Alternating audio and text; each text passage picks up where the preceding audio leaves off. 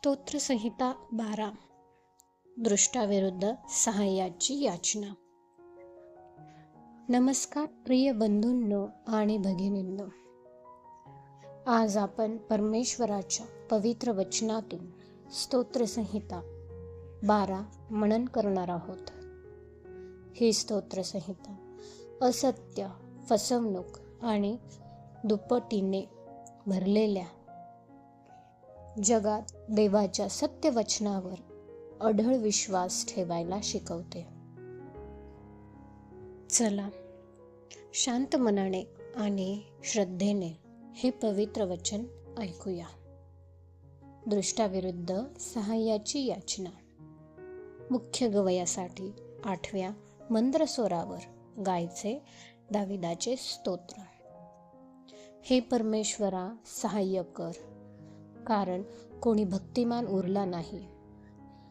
मानवजातीतले विश्वसनीय लोक नाहीसे झाले आहेत. ते एकमेकांशी असत्य भाषण करतात.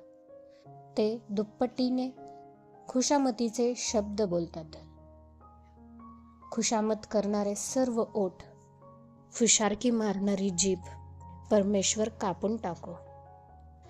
ते म्हणतात, आम्ही आपल्या जिभेने प्रबळ होऊ. आमचे ओठ आमचेच आहे. आमचा धनी कोण? परमेश्वर म्हणतो, दिनांवरील जुलुमतेमुळे व कंगालांच्या उसाशामुळे मी आता उठलो आहे. ज्या आश्रयाचा सोस त्याला लागला आहे त्यात मी त्याला सुरक्षित ठेवेन. परमेश्वराची वचने शुद्ध वचने आहेत. भट्टीत 7 वेळा शुद्ध करून जमिनीवरील मुशीत ओतलेल्या रुपयासारखी ती आहेत.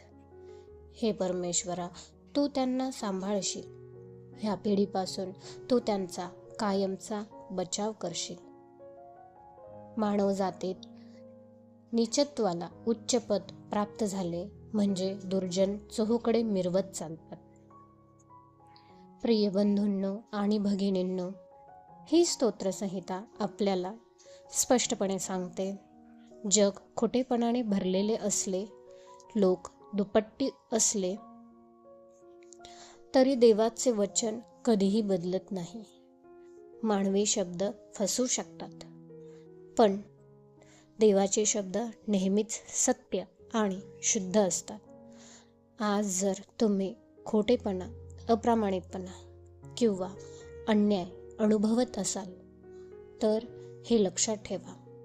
परमेश्वर उठतो. तो दिनांचा आक्रोश ऐकतो आणि तो आपल्या लोकांचे संरक्षण करतो.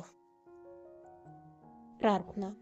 हे प्रभू, खोट्या शब्दांच्या या जगात आम्हाला तुझ्या शुद्ध वचनावर दृढ विश्वास ठेवायला शिकव. आम्हाला सत्यात चालायला आणि तुझ्या संरक्षणाखाली राहायला कृपा कर. आमेन.